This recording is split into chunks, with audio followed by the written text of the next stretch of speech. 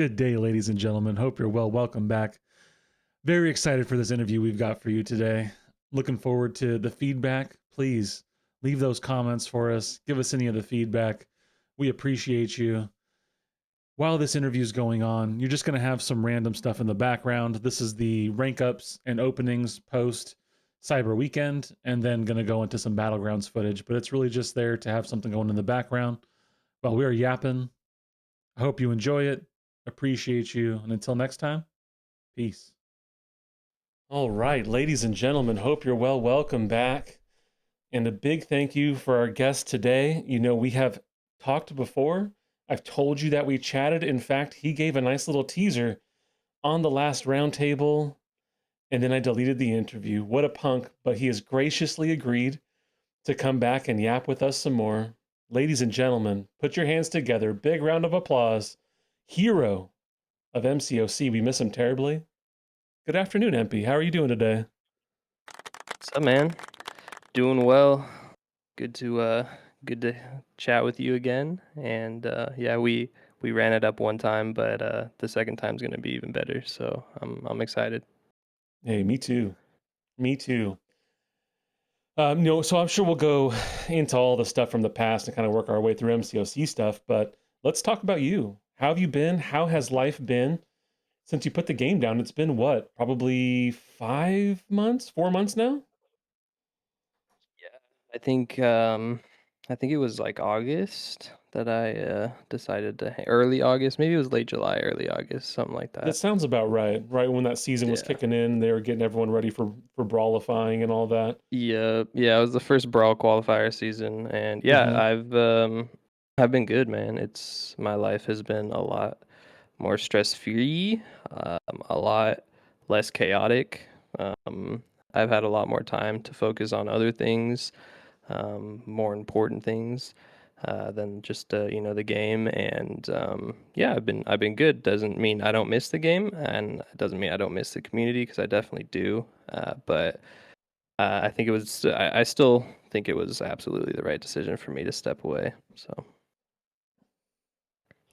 Yeah, absolutely agree with that.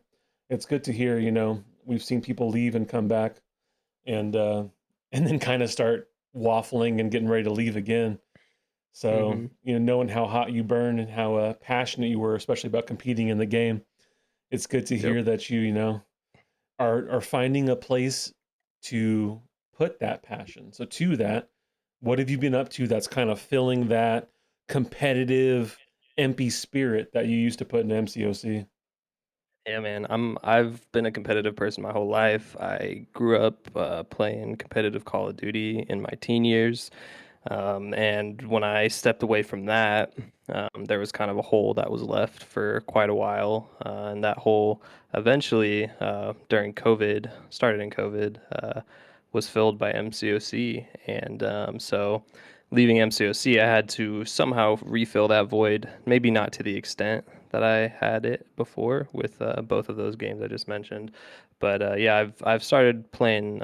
Like when I quit, I started playing more Madden. I think the new Madden came out like a week after I quit, so it was like perfect timing, and I've just been Mm-hmm. grinding that out, having fun on that. Like I'm not taking it terribly seriously. Like I'm pretty good at Madden, but I'm not like insanely good, and I kind of just am okay with keeping it that way. Just because when I get really good at stuff, then is when I start to go all in, and it takes a lot of my time and mental energy and whatnot. So yeah, mostly just Madden, just watching like NFL football.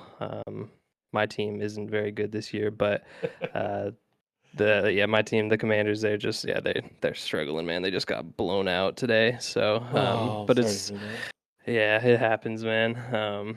It's been fun to watch like other teams and whatnot. A little less stressful, I guess, when it's not your team. Just be able to enjoy the games and whatnot. So yeah, it's just kind of revolved around the NFL stuff. But yeah, I definitely don't see myself completely replacing MCOC because the level of like time and commitment and energy, it's kind of irreplaceable, and it's a good thing that's irreplaceable, I think, for me. So yeah, that's kind of where I've been at with that. That's great, man. Yeah, you mentioned I know we talked about that last time. You mentioned now like lot more time, less stress. Yeah. Those obviously amazing things. Have you noticed, specific areas of your life, whether, work, relationship, other friendships, anything else that you've been going that's really like flourished thanks to kind of setting the game down? Yeah, definitely. I'd say like a lot of areas. Like I just had right before I quit, a couple months before I'd graduated with my master's, so I'm all Mm-hmm. finished with school. So that side of things, yeah, I kind of I wonder what school would have looked like without MCOC. I might have just put a little bit more time and effort into things. Not to say that I didn't. I came out with a 4.0 GPA, so was able to do that on top of the game, on top of work and everything. But maybe I could have gotten a little bit more out of it had I not been grinding MCOC. But yeah, with work, I just have extra time that like sometimes I would just be on the game and stuff. So I've been applying to a lot of different jobs. I'm gonna get an answer back next week on one of them. We'll see if we get that. And that one I probably wouldn't even have applied to, because when I applied to it was like, or applied for it, it was during like the right when the Brawl, the week before the Brawl, I think. So I would have been grinding out MCOC Mm-hmm. and probably wouldn't even have applied to it. And if I get the job, then it's going to be partially due to me leaving the game and putting more time towards real life stuff. So all that's been really good. My relationship with Queen Empy, it's just improved. It wasn't in a bad spot, but it's in an even better spot now. I have less time where I'm like, oh, I gotta go stream for like 3 hours and then like focused all on that. Mm-hmm. So and just the game just constantly like I would just be constantly checking my phone and like chatting with people. Like if AQ is going on, you're constantly like checking in on AQ. If war Mm-hmm. is going on, then you're checking in Mm-hmm. on war and see how war is going. Battlegrounds, if you're pushing for a high seed, you're constantly checking like your placement and whatnot. So it's just been a lot less phone time, which is I think also a really good thing. Just not just for me, but pretty much anybody. I think we're all pretty addicted to our phones and attached to our phones, and it's been a nice way to just kind of step away from it.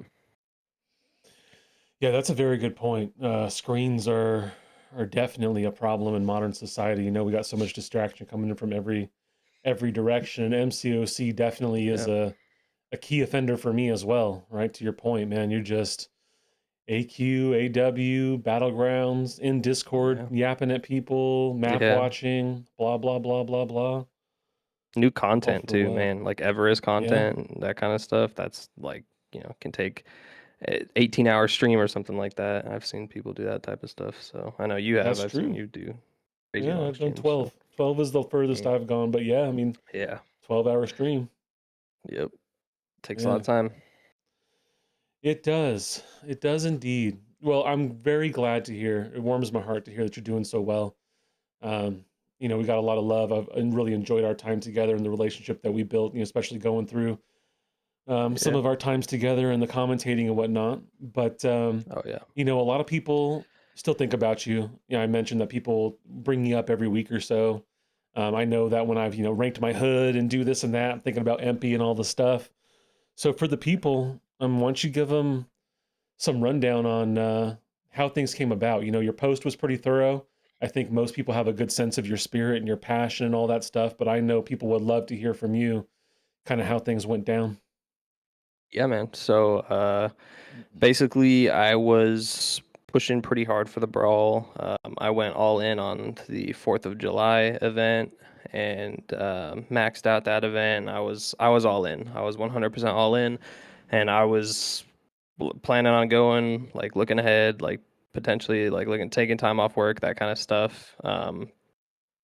So I was really focused on qualifying, and in the qualifying, the first qualifying season, I went on a really good run one night. I think I like rattled off like 10 or 12 wins in a row, and I got myself into, I think it was like the top six, maybe top seven. I was in C4, but I was like right on kind of the outskirts, like 30 or 40 points out of like C3. So I was pretty much safe at that point. At that point, I think there was like a day and a half left. And I was like, all right, like I've like pretty much locked it in. I asked a bunch of people, and everyone's like, yeah, just park. Don't trust me. Don't play anymore. Don't play anymore. But there was a couple people ahead of me that I wanted to jump ahead of them because that season was super stressful alone. So I wanted to make the second season less stressful, partially because I had a trip during the entire third week that the season would be going on. So I wanted to get ahead of it and get a really good amount of qualifying points so that the second season would be much less stressful. So yeah, I was like top six, seven, um, and then I decided to play a couple more matches. I think Paulo was ahead of me by like 20 points. So I was like, Mm-hmm.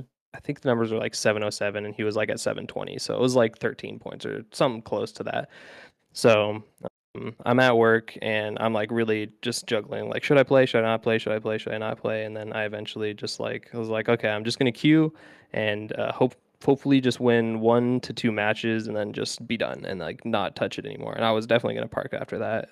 Even if Paolo had played again and jumped ahead of me, it wouldn't have mattered. Like I wasn't going to put myself through it. But so yeah, I get into a match and I match against Lex, who is like one of the worst people that you can match up against when you're trying to push because typically, all due respect to Lex, typically, at least when I played, he wasn't always at like very high in points just because he Mm-hmm. plays so much. He doesn't matter. It doesn't matter to him where he's at in points. So he was pretty low in points. I think he was like 150 points behind me or something like that. So even if I won it, I would have had to play another one after that. But yeah, we went to round three, and I put up like one of my most insane fights. Like it was like perfect. I don't even remember what it was, but it was like really impressive. And then Lex did like even more impressive fight. Like his whole chat Oof. was like going crazy how ridiculous this fight was. So I lost that, and that dropped me a bit of points. So Mm-hmm. then I was like, okay, well, God, I gotta keep playing now. So I play another match, and I played against Stone, and Stone was like on track in the draft to beat me, and then he disconnected. So I was like, okay, I got away with one there. And at that point, I should have just stopped. I hadn't moved placement, I just like moved points. So I should have just like called it there, stopped, and been done. But I was like, I gotta at least get back to where I was in points because I had dropped more from losing to Lex, and then at that time Stone wasn't as high, so I didn't get as many points back from what I lost. So then I kept playing, and I can't really remember who I played after that. But then it was all downhill. I started rattling off a bunch of losses, and Mm-hmm. then I left work early because I was like, I gotta like try to lock in, and then I played for 2, 3 more hours after that, and just couldn't get my feet under me. Just didn't couldn't I don't know. I just wasn't playing the best, but I just was getting bad drafts. It was a rough Yeah. meta. So yeah, ended up losing a whole bunch of points. And I eventually like lost to Legacy, and then he jumped ahead of me when he was pretty low in points. So I was like, I can't do this anymore. So at that moment, I was like, this is like way too much. Like I was getting really frustrated, just Yeah. insanely like levels of stress were so high, and you know that's just kind of the way like I live my life. I go all in on things. So I was all in on that, and then when that didn't happen, I just kind of had to have like a reality check for myself and be like, you know what, this is not worth it. I'm putting a lot of time, effort, stress into this thing that at the end of the day does not really matter and won't impact me, doesn't define me. Um, and so I still had at that point, I think it was like 18 hours left on the season, and everybody was saying, no, no, just keep going, like keep pushing, like you got this, like you have the skills, you have all this, and it's like I appreciated all that, but it was more of like a mental shift for me. It was Mm-hmm. like it just switched, and I was like, yeah, nope, that's it, I'm done. I can't do this anymore. This is just taking over way too much of my life. I also didn't really see any end in sight, and that's what really worried me about this game is Mm-hmm. that I just didn't see myself leaving the game without something like what happened. So as unfortunate as it was, and as much as I would have loved to go to the brawl and like meet everybody and compete, it would have been a surreal experience, I'm sure. But overall, for like my life as a whole, I think I'm kind of a person who believes things happen for a reason. Mm-hmm. So I believe that happened for a reason. Potentially, I might get a job here soon that probably wouldn't have gotten if I kept playing the game. And yeah, so that's kind of like the whole thing. I made that decision and I told the leaders at For Loki, I was like, hey, like I kind of had the idea that if I didn't qualify, I might step back and leave the game. There was definitely a lot of people were, trying to get me to not leave, especially in the alliance, Hmm. and I just kind of had to tell them like this is more than just like me like having a tantrum and like quitting the game because I didn't get what I Hmm. want. Like no, this is like negatively affecting my mental health, and it's negatively affecting a lot of other things in my personal life that I just I couldn't justify keeping playing the game. So that's kind of how it all went down. I think I touched on everything that I did last time when we had this conversation.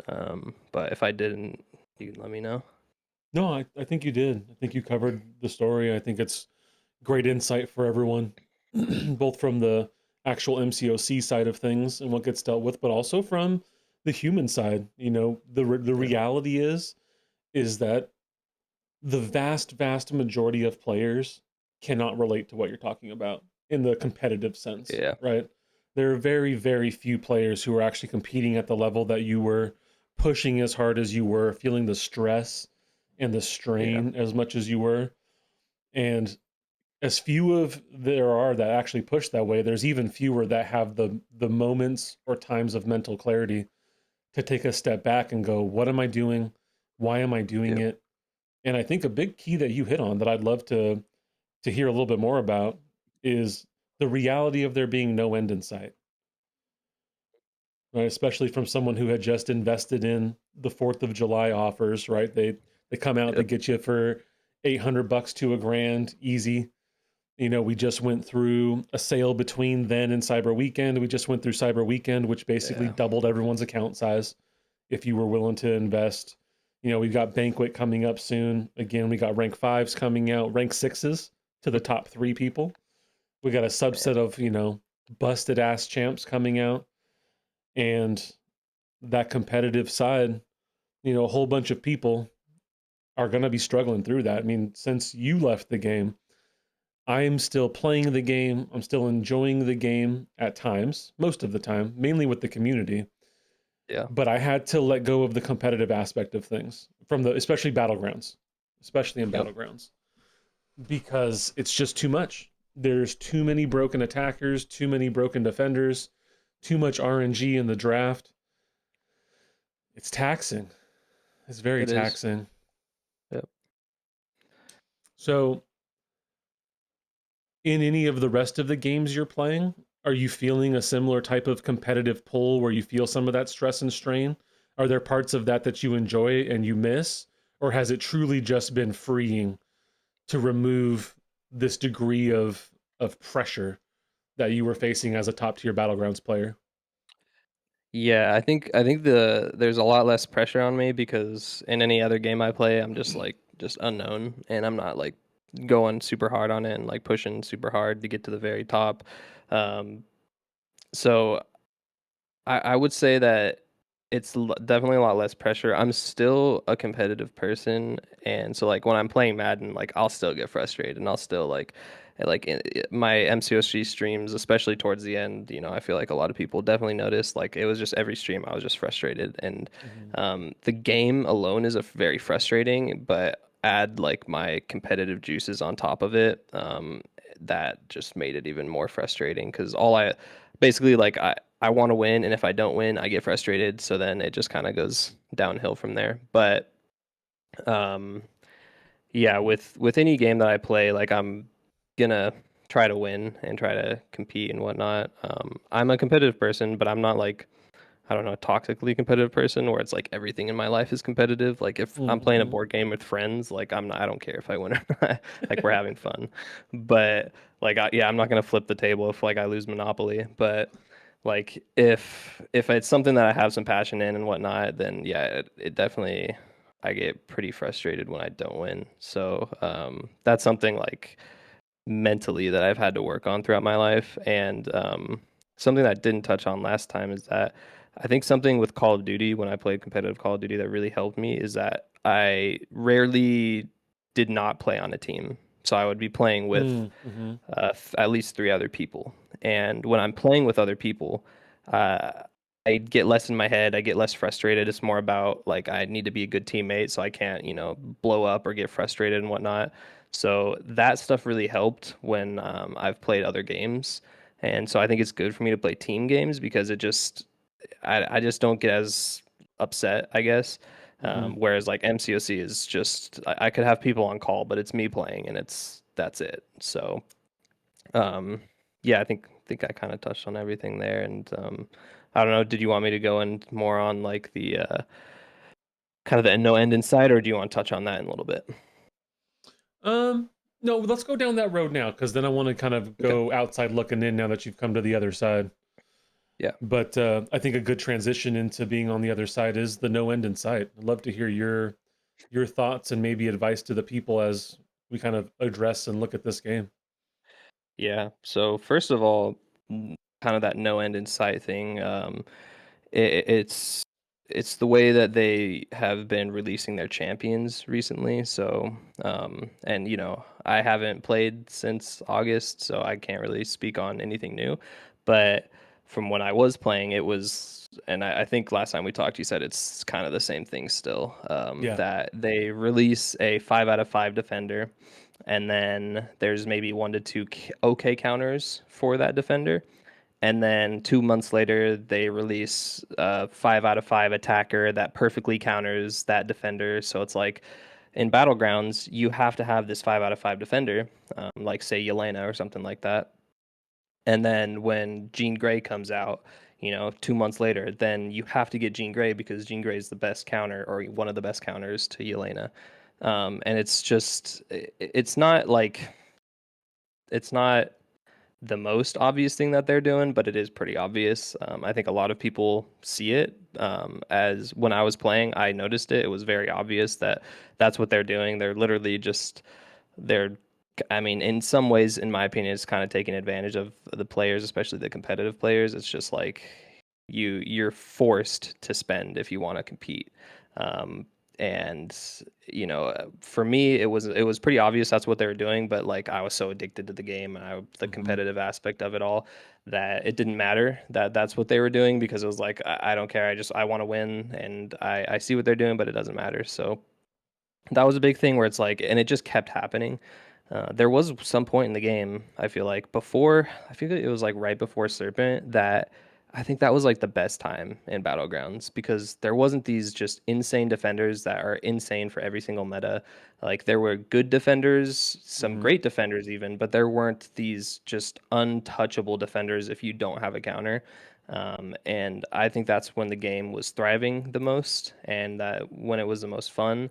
But then they just release these just ridiculous defenders that aren't fun to go against. It really like takes away from the game and the Mm-hmm. the actual experience, in my opinion. I know that they're trying to make money, that's why they're doing it, but I think in the grand scheme of things, it can and will hurt them.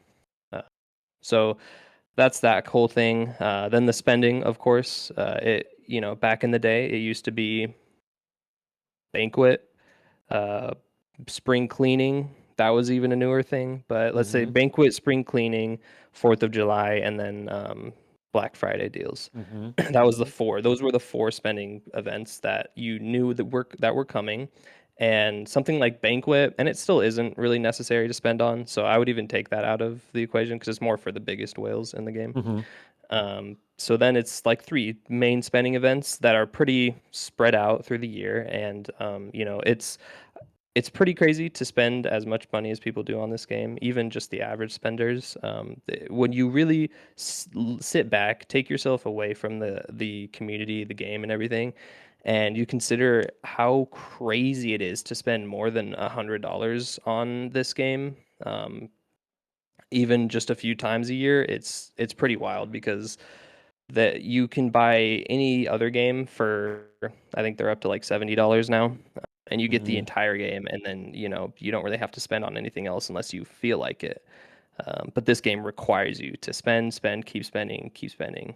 And they had, like I said, they had 3 to 4 spending events back in the day, but now it's every month, every other month that there's a spending event. So they have all their old spending events that I just mentioned, and then they have like the Omega events and whatever they're Mm-hmm. called now, where they sprinkle those in between those months. So it's like you have maybe 1 month of breathing room off of a spending event. If you didn't spend too much, then you're kind of set behind, and so it's just this perpetual thing, and talking about the no end in sight thing is like I just don't see there really is no end in sight with that kind of thing. Like Yeah. they tested the waters with these like Omega type events, and it worked. And you got to get these new 7 stars that are coming out, if you want to compete. And even the people who don't compete, those people, they still, and a lot of people just like to collect the players or the playable characters in the game. Yeah. So yeah, I just Well, I really mean, they still have to no end deal in with all sight. these BS defenders they could put in the game too, right? Like Exactly, they yeah. still So need even if you're counters. not competing at a high level, yeah, you still need to get those champions that are counters. Maybe you're competing in war or just trying to keep up with how crazy the game's getting.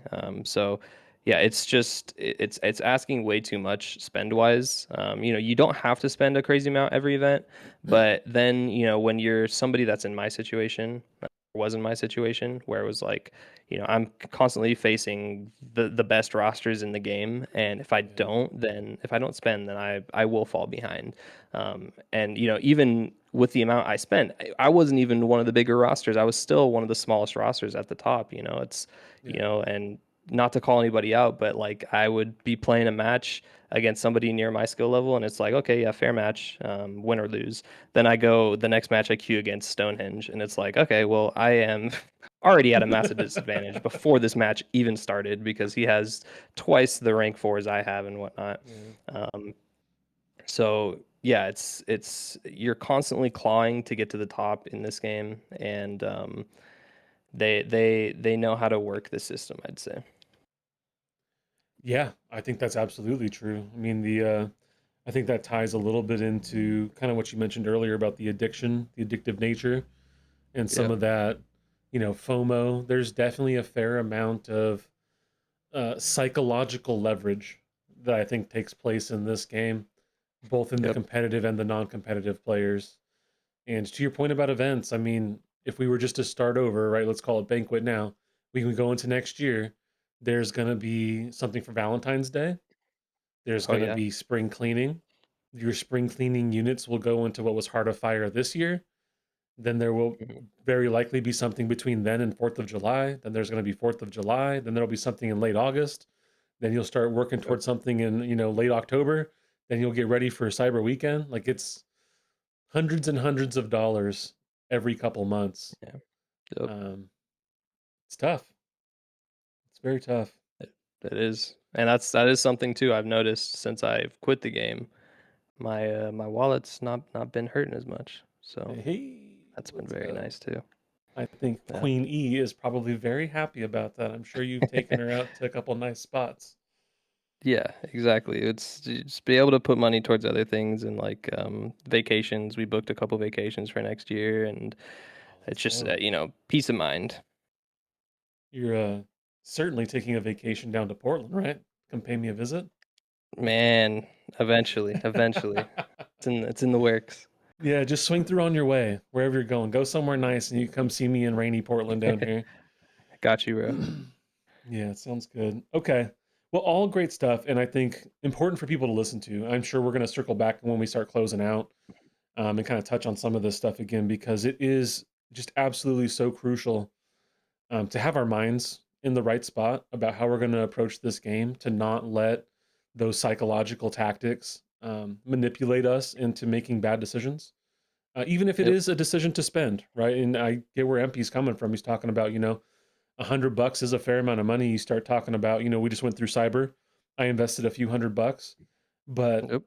explicitly, very intentionally. And Yeah. I'm also at a point now in my YouTube career where there's some money funneling in on a monthly basis. So it Yep. kind of, this was one of the first events where I kind of equalized out. And it was like, okay, that's not purely out of my pocket, which is not a situation that the vast majority of people are in. Yeah. But It's No, go for it. What were you saying? Yeah, I was just gonna say it's like you were kind of at a point where I was too, where it was like I was getting some donations to where Hmm. it made spending a little bit less difficult. Hmm. Like the 4th of July event, I wouldn't have maxed it out if I didn't get some really generous donations from some of the people that were in my community at the time. But even then, like for me, it was like, I really appreciated those donations, and I don't knock anybody for using those donations towards the game because that's what they gave it to me for. Hmm. But sometimes it just felt bad. Like I think I had gotten like $600 or so for the 4th of July event that I was able Hmm. to use on the 4th of July event, so that covered about half of it, which was really nice. But there's just, for me at least, there was some level of guilt, I guess, that like I Hmm. was using people's hard-earned money for like my own, I don't know, for digital content in a game where I feel like maybe that money could have gone somewhere else. Um, so yeah, and I did also want to bring up Half God's quote that he sent me. Hmm. He's one of the few people that I still stay in touch with. A lot of people, in the community know Half God. He's somebody who also quit. Um, and he stays in streams and whatnot, but he doesn't really play anymore. And he was somebody who used to spend a lot of money, like a lot of money Hmm. on the game. Hmm. He had one of the biggest accounts in the game. It's pretty crazy. But he said this. So he said, "There's no fun playing or there's no playing for fun because there's no fun without an account that can compete, and there's no account that can compete without a bunch of time on a daily basis." So it's either you spend a ridiculous amount of time on the game or you spend a ridiculous amount of money if you even want to have a chance at competing at any level towards the top. So just wanted to throw that in there too. Had to give my boy a shout out. Yeah, big shout out to Half. Half, we appreciate you, especially on this channel for sure. And Yeah. that's very fair. I mean, I've got a free to play account. I think I've got 8 rank 4s on it, without grinding through content and stuff. But I mean, that's a quantum account, right? I mean, you're talking about Yeah. outside of the top few thousand people because it's not reasonable or realistic to go up against, after Cyber Weekend, we're talking there is a wide swath of rank 4 decks at this point in time. Full rank Oh 4 yeah, I decks bet. now. Yeah, yeah, Yeah. yeah. I mean, it was Cyber Weekend was a massive rank 4 and SIG weekend, and Yeah. the account growth was pretty amazing. Um So you mentioned that you're not really playing, haven't played since August.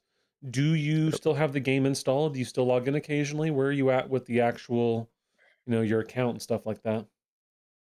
Yeah, I still have the game installed. I never deleted it. Not I guess it was kind of something for me where it's like it's there, but I don't really care to play it. It's kind of easy for me to just keep the game there because if I'm not competing at it, I genuinely don't really care that much about the game. Um, I had actually quit beforehand, a few years back before Battlegrounds was a thing, and it was when War was like the only way to be competitive at the game.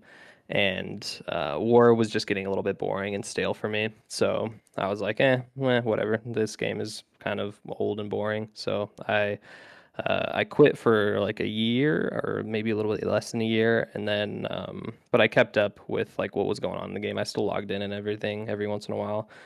So I didn't like quit the way I quit this time. Um, but yeah, then when Battlegrounds came back around, I was like, okay, like this actually seems like a really fun game mode that I could be Hmm. interested in. And then, you know, then it all went downhill, or They maybe got their uphill. Who hooks in knows? you. Uphill, downhill. Yeah, they got their hooks in me. So, yeah. What was the question? I started rambling there.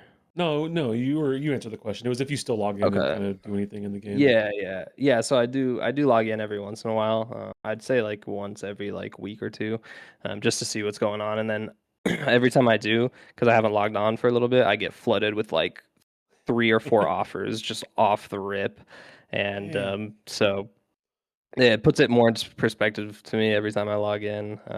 And yeah, and I kept up with stuff like the Brawl and whatnot, and I know we'll touch on that a little bit, but yeah, it's kind of where I'm at. It's very selectively and not that often. You actually laid the perfect segue because I was about to segue from logging into the Brawl itself. You know, we were coming Cool. up on that was about a month ago now. You Yeah. were removed a few months before then. From the outside looking Yep. in, how was the Brawl experience? Yeah. I pretty much watched almost every match. Not all of it live, but I just kind of like scrolled through the YouTube videos of them, and Mhm. I really liked the way it was set up. I liked the pool play that was already kind of in play originally, but I Mhm. liked the pool play for the players to get their feet wet with competing on a stage. I thought that was really smart, and then it kind of helps with the seating and whatnot. So thought that was great. The best of threes, I've never been. Even when I played tournaments, I always advocated for best of fives. Yeah. So the best of threes weren't really my, or best of five or best of sevens. So best of Mhm. threes weren't exactly my favorite, but I appreciated the fact that this time they actually did best of threes. I think the last time maybe it was best of ones and then best of three in the finals or something like that. It was bad. Mhm. So the way it was set up, I think, was done really well. I thought a couple of the commentators did a really good job. There were a couple other commentators from the previous brawl that just, good people, I'm sure, nice people, but they clearly don't have the understanding and the deep depth of knowledge that Battlegrounds takes. So, Mhm. commentating over the biggest tournament for the game is, I don't know. I feel like they could have found some better people, maybe people in the community to do that. I know that beforehand, before the brawl, when I was playing, Truth and I kind of talked about the possibility. Hey, maybe we could get up there and commentate or something like that. That would be really cool because that Mhm. was a great experience when we commentated the top 30 tournament. And yeah, so I thought the brawl was set up very well. I was really happy to see Liam win it. Liam's one of my closer friends in the game. I haven't talked to him in a little while, but congratulated him when he won. It was cool to see him on the big screen, man. I actually had it playing on the TV. Nice. Yeah, so it was cool to like see him out there and just just played his ass off. He played great. Andy played great too. Everybody played great. But before the tournament, I was Mhm. like, I sent a message to Truth, and I was like, yeah, Liam's gonna just kill it out there. I think he's gonna kill everybody. And then you brought up Andy, and I was like, oh yeah, Andy's there too. I forgot about that. So then we were like, yeah, I think those two are the front runners, and it was pretty clear and obvious Yeah. who really were the best players at that tournament. And well, everybody was great that was there, but feel like those two really stood out of everybody. I'm sure if some other players could have come and qualified, then they would have put on a bit of a show too. It would have been interesting to see what happened, but I really do think that the best player won. And just kind of talking about the qualifying stuff, it was difficult for me to watch because I really wanted to be there. Talking about Call of Duty and whatnot, I won a lot of money and a lot of tournaments playing Call of Duty, but I never went to an in-person tournament, and that was Mm. always kind of a childhood dream of mine. So it would have been really cool to be like on the main stage, and Mhm. especially looking back, knowing that like Legacy qualified, which like all due respect to Legacy, he was pretty low in points. So Mhm. looking back, I feel like even if I had played the second season, like played out the first season, played out the second season, pretty confident I would have qualified. So Mhm. it was difficult. I felt like that meme of was it Squidward watching SpongeBob and Patrick playing, and he's like looking out the window. There was Yeah. definitely some FOMO there, and so kind of felt like Squidward there, but it was still really cool to see all the people um, that I knew pretty well. Just seeing all of them up there. I even saw like Puppy and Oh yeah. Ham, I think, were Puppy up and there ham. on the main stage. Yeah, so Yeah. that was really cool to see all them up there. I thought Karate Mike did a really great job, and yeah, just the whole production team. It was really cool. I think it was set up very well. They had massive improvements from the previous brawl. And I really liked that the finals was best of seven, and I know Truth that you kind of had something to do with that, so I'll let you talk about that for a sec. Oh, well, I mean, I just happened to be in the right place at the right time, I think. Praise the Lord. But they were working on filling in time and trying to figure out what they wanted to do because, they kind of had some ebb and flow and how long matches were going to take. And Dave was walking through and he was like, yeah, we're kind of trying to figure out what to do. And I was like, well, what if we had Cantona and Tilapia play for, third? And they were like, oh, okay, spitball. And then I said, or what if we do best of 7 finals? Like, that's like, we should be looking at that anyway. And then right then, Karate Mike came through, and so we were spitballing best of 7. And Karate Mike loved it from the beginning, and he was like, we're going to make this happen. And there were a couple people who were pushing Awesome. back on him a little bit. And he's like, no, no, no, we're doing best of 7. So he took that ball and just absolutely made it happen. And I'm so glad he did because, man, the final was incredible. Like you said, we It expected was. it to kind of be Andy and Liam. But if it had been 5, and Kabam learned this lesson, if Yep. it had been 5, we would not have had the final that we got Yeah. It would have been a because blowout. it would have been a blowout. Andy went down 1-3. Liam was cooking, and then we wound up at round 7. Those two going neck and neck, and it was really an incredible experience. Even I'm sure watching it, remotely, being there, Yeah. it was pretty electric. And I think one of the things you're commenting on with Kabam improving from the first time they did this to the second time, they definitely significantly improved, I think, the overall production. But to the heart of why we were there, I'm there looking at battleground stuff, and kind of that's what's kept me in the game. I think they made great adjustments that actually set up a better competition. And talking to some of the brawlifiers, even in the roundtable, with Lags and Cantona, you know, there's an interesting thing going on right now that's kind of budding in the background. There's as I think I titled it, there's a glimmer of hope, which is that Kabam seems to be listening in a remotely meaningful way, right? Like Yeah. listening to them talk about not doing 2 metas. Let's do 1 meta. Hey, let's structure things this way. And actually listening to the feedback from their player base, and then trying to incorporate those things to where this relationship is more symbiotic than one-sided. I think it's a positive thing.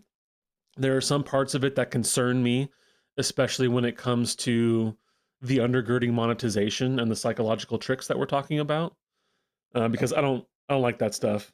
That stuff frustrates me quite a bit, and I don't want to help them get their hooks into more people. But this game is a game, and it requires all of the parties to be involved, and so it's intriguing to see Kabam actually listen to that, and for us to see amazing results from them listening. So I hope they learn from that. Brawl Yeah. wise, were there any specific rounds or matchups that stuck with you as a player, where you watched someone do fights or something like that, and you just went, "Oh man, this one's been stuck in my head." Yeah, I mean, I can't really remember anything specifically. There were some really great matchups. I think, I was really impressed with what I saw from Tilapia. He Hmm. was kind of a dark horse player that wasn't even expected to qualify, and he did. Um, so he played really well for given his circumstances. And Cantona expectedly played well. And yeah, then Liam and Andy were just killing it out there. And yeah, just to watch it go to that game 7 was really awesome. And yeah, so I think those were kind of the big things. One thing I did want to touch on too, you kind of talked about the glimmer of hope, and Hmm. not to take away from the glimmer of hope, but I remember we talked about this last time. So as things pop in my mind, I'm just gonna say Please them do. so that I don't forget. Um, it's I think there have always been there's people in at Kabam who really care deeply about the community, care deeply about their jobs, are passionate about getting the game to a good place, a fair place. I think there's a lot of really great people there, and there always have been. They haven't done the best part about being transparent with what's going on. Hmm. They've improved at that. I think, they have shown enough to me to where it's like, okay, I trust those people in those rooms. With that being said, at the end of the day, the only reason that this game is still going and is still active is profit, right? Hmm. That is the bottom line. And those, I have a degree in finance. I have a pretty deep understanding of the bottom line and the private sector. And you don't even have to have a degree to really understand that. Yeah. But just saying, like, that is the bottom line. So regardless of how great the Kabam employees are and how great they're doing, at the end of the day, they have to answer to their higher up, and then their higher ups answer to their higher ups, and it gets to the very top, and then it's to the CEO of Kabam, who is probably dealing with shareholders that he has to answer Hmm. to, or however, I don't know if they're public or privately owned. He's having to answer to somebody, and at the end of the day, profit is the number one thing. So they're not going to Hmm. stop doing the little, sketchy things that the players don't like seeing, because it's what brings in the money.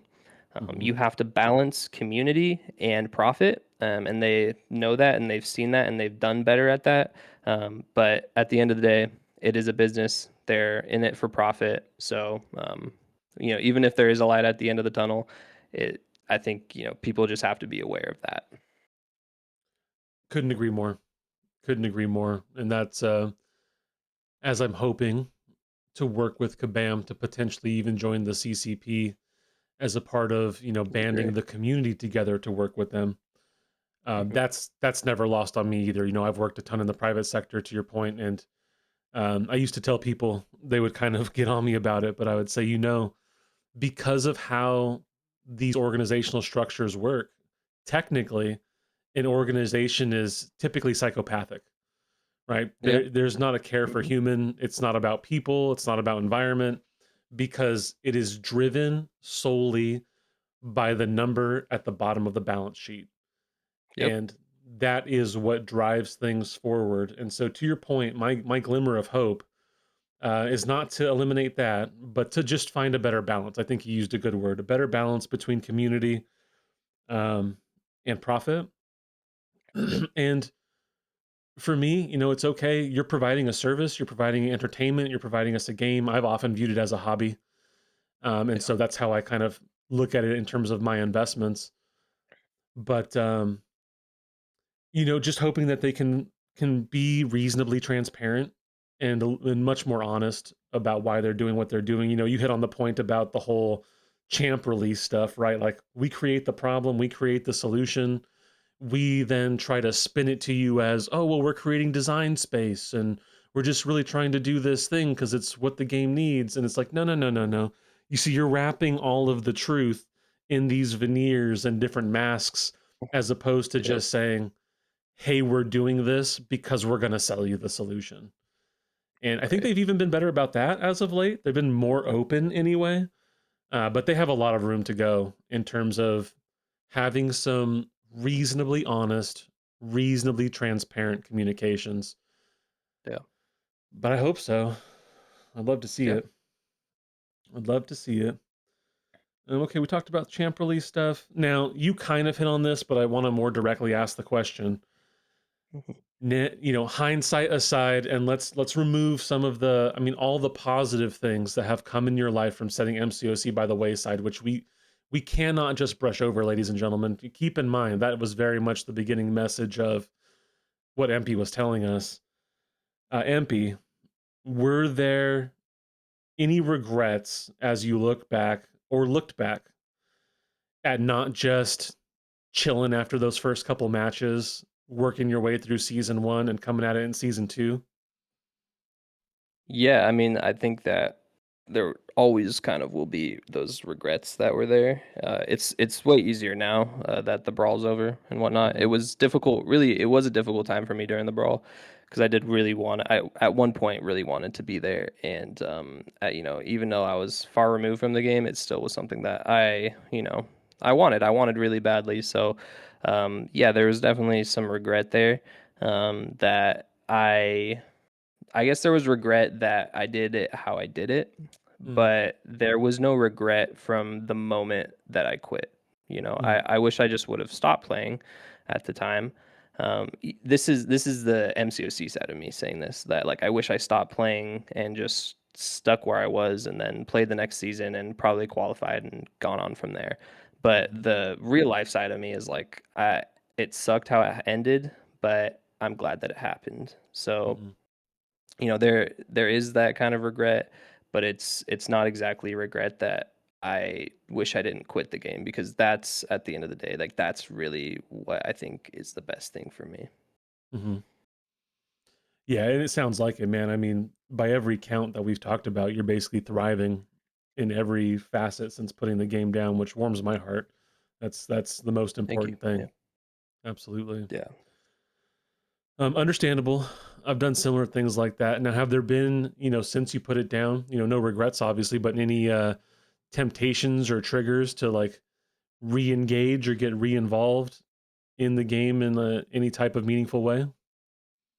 Honestly, like, surprisingly not really, since, like, I stopped playing the game. I think, it was, like, the first month after I stopped playing the game, it was really hard. It's really hard to go Hmm. from so much time, effort, energy, mental, whatever, e every single day, and then going from that to nothing at all. Like, that was where it was, like, probably the hardest for me, and, like, whereas, like, I really did miss playing.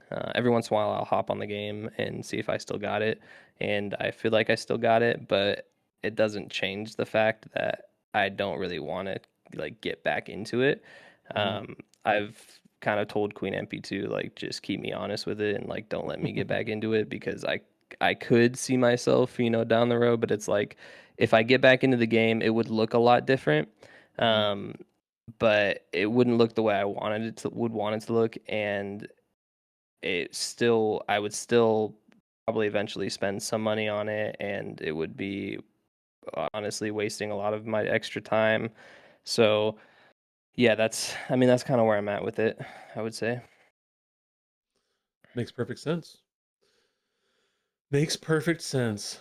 Oh, it's wonderful. Now let's get a little nostalgic for a minute.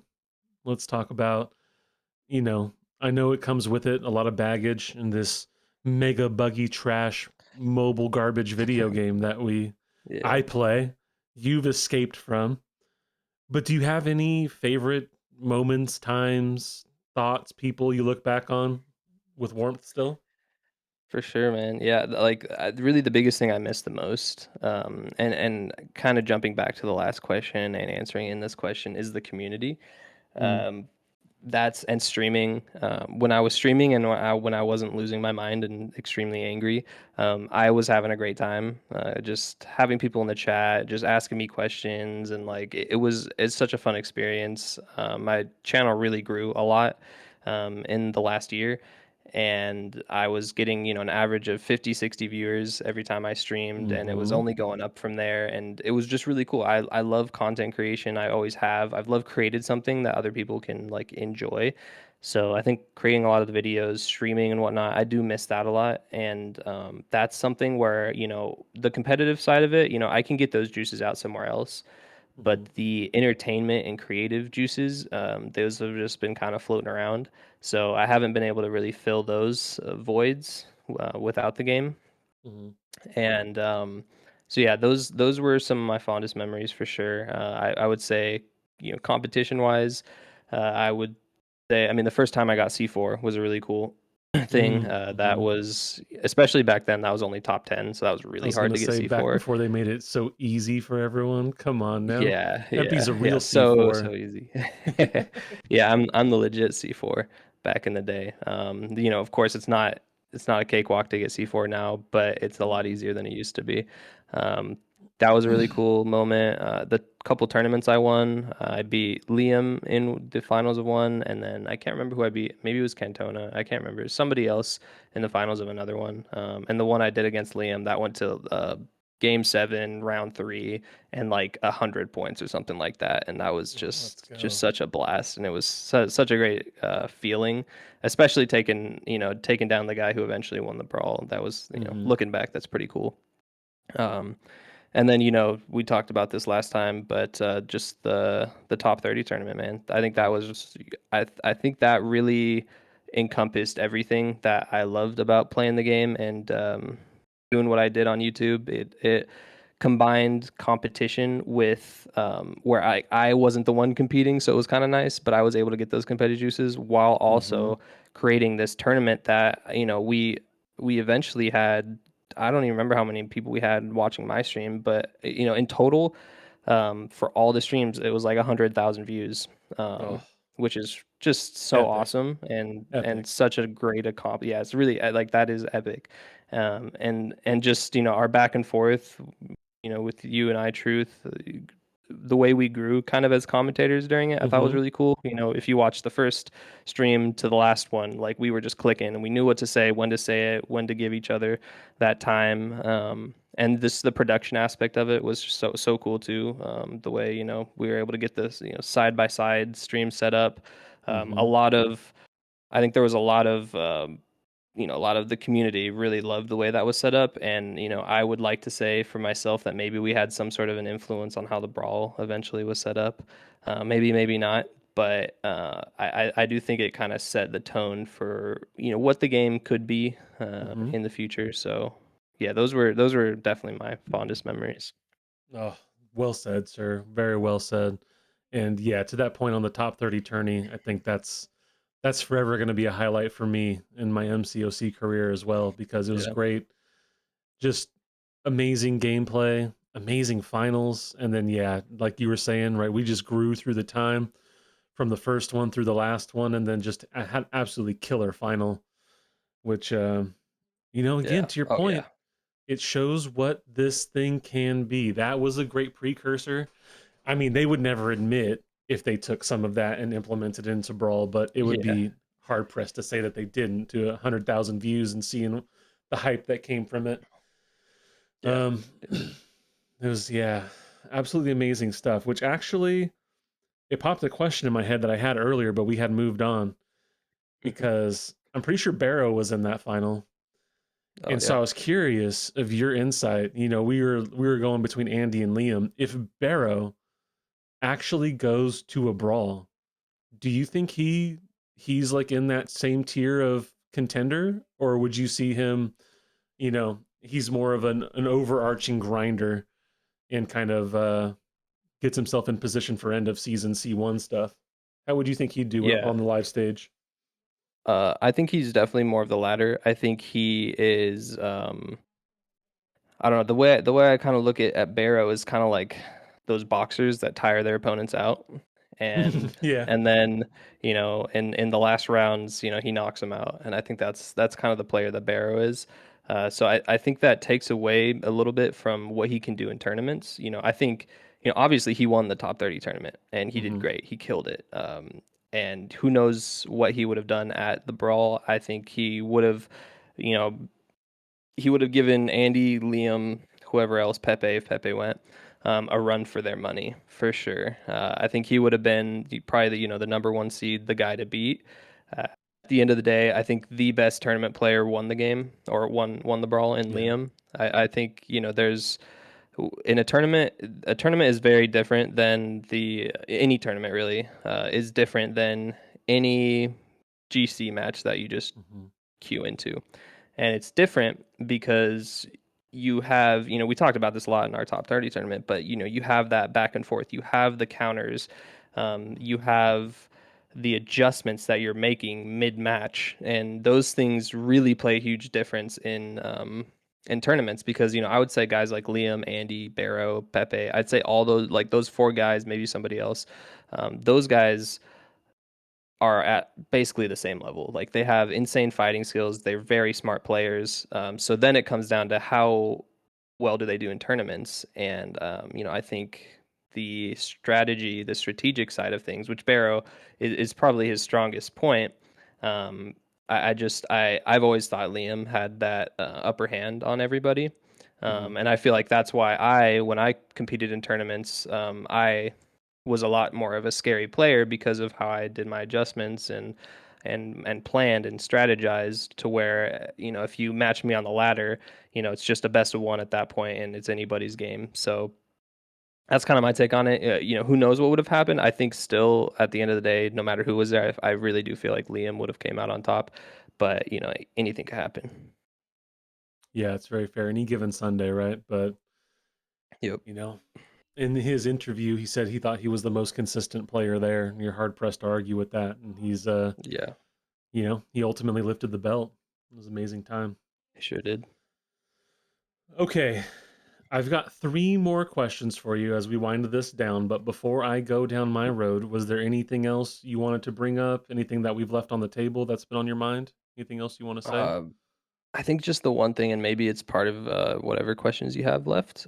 But I remember we touched on it last time. I feel like it was probably the most important message that we had in that video was just the side that addiction plays Mm. in MCOC.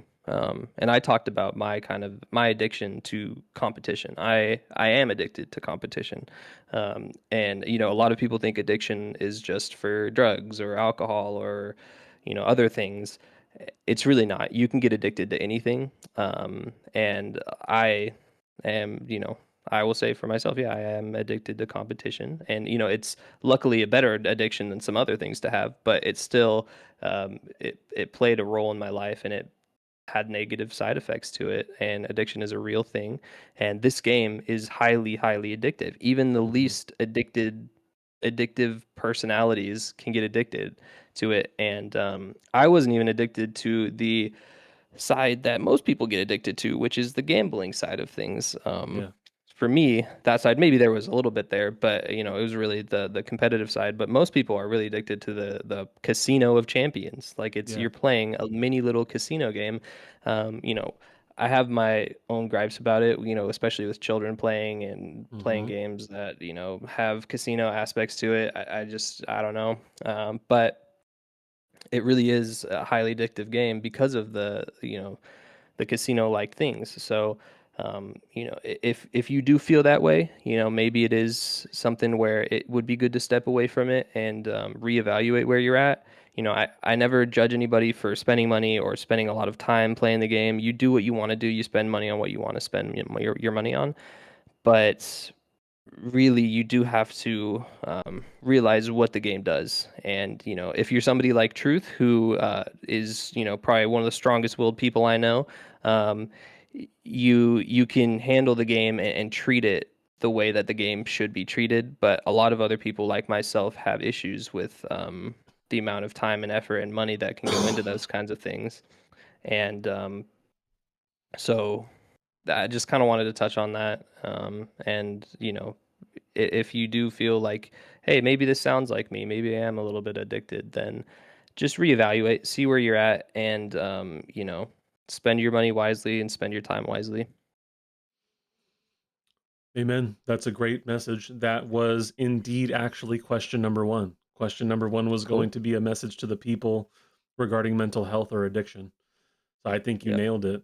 Is there anything else you'd want to add to that in that context of question?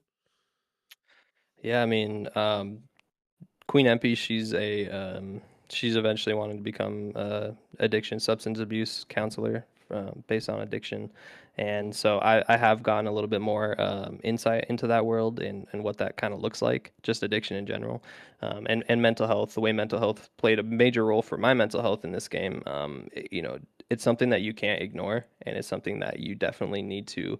Um, Put value on and take seriously. And if this game takes away from those things or lessens or hurts those kinds of things, then yeah, like just going back to just reevaluate where you're at. Maybe take a break or something like that, Mhm. and come back better. Um, yeah, I think that's kind of what I have to say on that. No, I think that's a great point. I think that's great encouragement to all of us. I mean, to MP's point, right now, I've lost myself in some of the competition before too, and some of the Yep. grind, and you do need to take that step back. I think it's very important to be honest with yourself to get a truly objective view of where you're at, what's going on, how you're approaching something. The human capability to justify why something is okay Yep. is immense, and you don't want to put yourself in a position where you're lying to yourself and saying, "Hey, everything's okay. I just a little bit more down this road, a little bit more of this, a little bit more of that," Mhm. because too often those roads have an end that are destructive to the human, and we don't necessarily go into it with those intentions. But there's a Yep. reason we have a saying in society, something like "the road to hell is paved with good intentions," and it's because you don't mean to wind up there, Yep. but because you never took a step back and got a figure or like figured out where you were on the road, you never thought that there was anything to correct, and you wind up in destruction. And mental health and addiction absolutely tie into that kind of thing. And I think to Empy's great point, and that's something where in this glimmer of hope, we need to be cognizant and cautious. Is Marvel Casino of Champions a real thing? We just in the last 3 or 4 months had them basically introduce a poker game, and you can frame it however you want, call it whatever you want, but it was essentially video poker.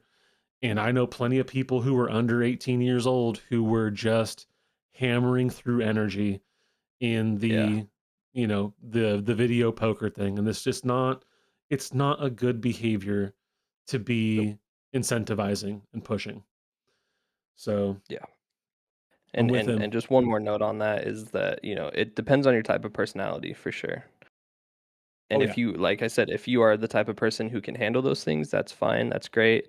But those things can seep into other areas of your life too. And where you might start playing Marvel Casino of Champions, then you might find yourself 5, 10 years down the road in the actual casino and using the last bit of your paycheck. That's worst case scenario, but anything can happen. Slippery slopes are a real thing, and Hmm. just constantly checking yourself and just making sure that you're not falling into those holes is really important. Yeah. Amen to that.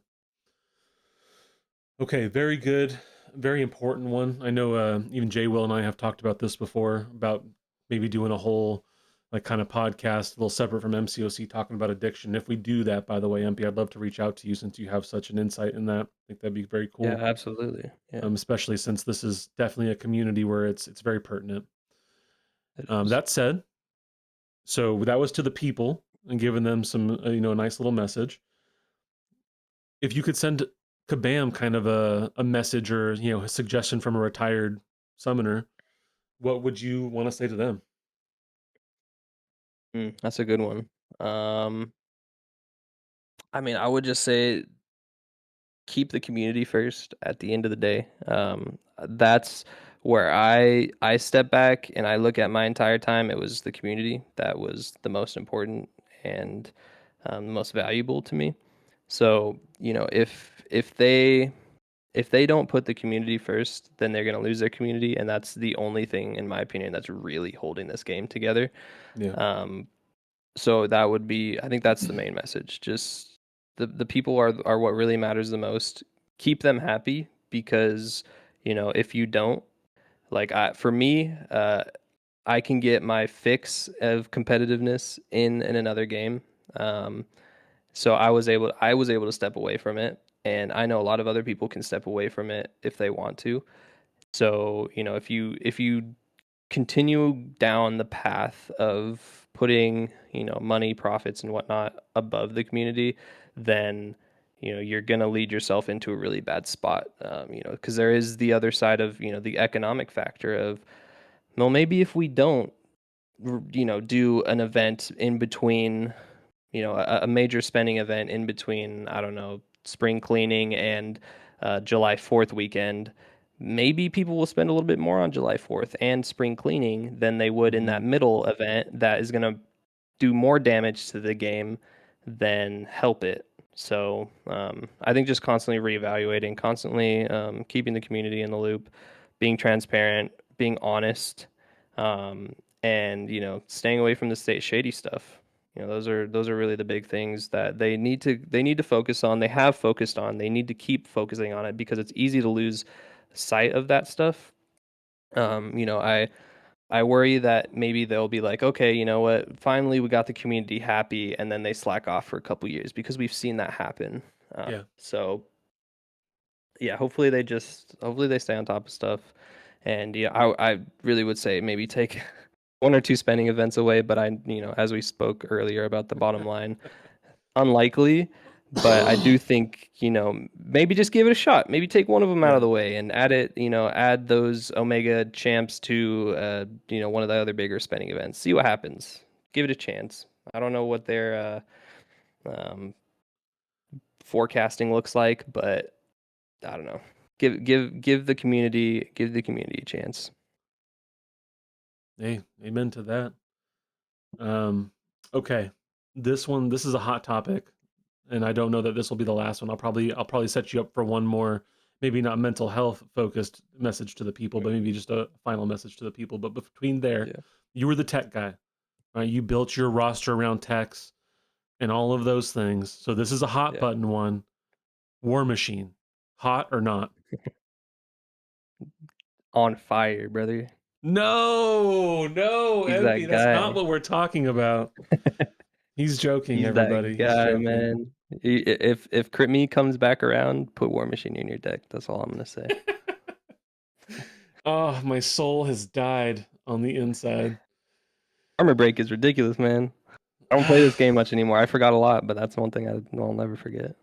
Oh, somewhere Puppy's gonna message me when he finally gets to this part of the podcast and send me the screenshots of his rank 4 War Machine, and it's gonna make me Oh sad. man, yeah, rank 4 is crazy, but that's cool. Well, that's what happens when you wail too much in this game and rank weird champions. Yeah, you run out of champs to rank 4 at some point. 100%. Well, it's been amazing, brother. Not shockingly, I'm sure there are things we left on the table from last time, or I had different questions or whatever, but we wound up at almost the same amount of time. We're almost an hour and Sweet. 15 minutes in. We're hour 10 right now. Cruising. Cruising. I appreciate you so much. Thank you for coming back around. Thank you for coming and saying hi. Um, I won't confirm or deny your theory that I actually just purposely deleted the first one so we could chat for another hour. I can't confirm any of those things, but we got nothing but love for you, man. The community misses you.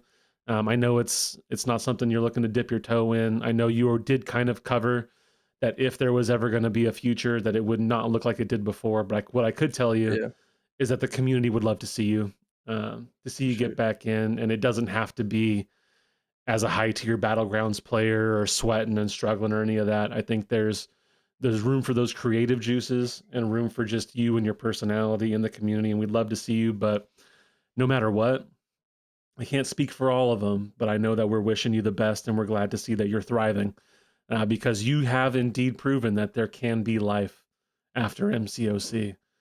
Yep. Oh my goodness. Yeah. There was a couple things that just came to my mind that we didn't that we touched on last video that I'll just throw here at the end. I am the type of person that I do like to prove a point and prove that something can happen and that you can quit this game and not come back to it. And I'm hoping to, be one of the first that actually, notable figures, I should say, that left the Hmm. game and didn't come back. Because I know I joined Trap Stream shortly after he rejoined the community, and I'm sure Hmm. everybody was very happy about that. Is it better for Trap? Is it worse for Trap? Who knows? But he told me, he's like, no, you'll be back soon. Everybody comes back, and for me, it was like, well, maybe everybody doesn't have to come back. As much as I would love to for the community, I completely separated myself from the game. I needed to at the time, and I think it's still good to just stay away from it because there are those little temptations, those things that make me want to come back sometimes. And it was something that I spoke on last time we talked, but hadn't touched on this time. Is that I unsubbed from every single MCOC YouTube channel. Hmm. I'm the only resub to Truth now, just because Truth is pretty much the only person, other than maybe a couple other people, that I stay in touch with somewhat now, and so I completely unsubbed from everybody's channels. I removed everybody from Discord. I deleted all the Discord groups or left all of those. The only thing I didn't do, I just didn't delete my line app. So if anybody ever wants to get in touch with me, that's the only spot really that you can. And if you don't have my line, then somebody else probably has it that can send it to you. Um, but yeah, I just want to touch on that. It had nothing to do with anybody else other than myself, that I just needed to completely step away and detox myself from the game. And I couldn't have on my YouTube feed, because I still go on YouTube, 3 or 4 people streaming at a time and videos coming out and all this just Yeah. constantly being shoved down my throat. And I was like, I can't do it anymore. I just had to completely step away. So yeah, before I get to my last message, I just wanted to touch on that. No, it makes sense, and respect to you for that. Good. I'm glad that those came up into the memory banks. To that, I'm pretty confident that Trap is kind of again stepping away from the game after this month. So Oh, really? all of Okay. that he was razzing you about, I think his Yeah. passion for the game has waned significantly again, and understandably so. Yeah, understandably and I so. think, I think that's maybe potentially what it would look like if I had come back or if I do come back.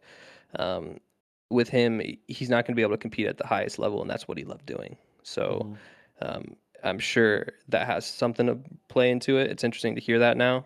I was curious to see how that would happen because he doesn't spend anymore, I think, from my understanding. So, uh, yeah, that's when you take, you take a highly competitive person like myself or Trap, and you take them away from that. Um, and then you come back to the game as just fun and stuff, it's just not the same. So I can definitely see where maybe that transpired. Yeah. Yeah. I understand it. I understand it. I had to do it for myself, but didn't have the same stresses that you guys did. You guys are like real players. I'm just a Mysterium melon with Mysterium thumbs. Hey, you could have gotten to that point though, so you got ahead of it. Just Hey, smart. fair enough. All right, brother. A final message to the community, at least for this time today. Yeah, yeah. I just, thank you, Truth, for having me on. It's good to kind of tell my story. I know that there was a lot of people who probably assumed what happened, but didn't know exactly what happened. And on my post, I spelt it out to a certain degree, but it's nice to really go into detail about it and kind of look back and then see where the game's headed and whatnot. It's been great, and yeah, I just want everybody to know I do genuinely very much so miss the community. I miss streaming. I miss interacting with everybody. I do genuinely miss all of that. I don't really miss the game too much, but yeah, that's really at the end of the day, like the community is the most important part of the game. So shout out to everybody for if anybody watched this thing all the way through. Shout out to you. Um, I appreciate everybody, all the support, especially that I got from when I did quit. The people who really did understand it at the level that it was necessary for me to quit. I really do appreciate those people too. And yeah, just best of luck to everybody. Take everything that we said in this video, take it with a grain of salt, but take it to heart as well because I do think we touched on a lot of really important things. So yeah, shout out to all y'all, and this probably won't be the last time you hear from me, but it won't be again probably for a little while. So, if you ever want to reach out, please do. My man, well said. Mad love, mad respect. And for you, from our live stream deck audience, a round of applause. Thank you. Thank you Thank so you. much for your time. Much appreciated. And ladies and gentlemen, thank you. If you've made it this far, well, we love you. We appreciate you. And until next time, All love. peace. Peace.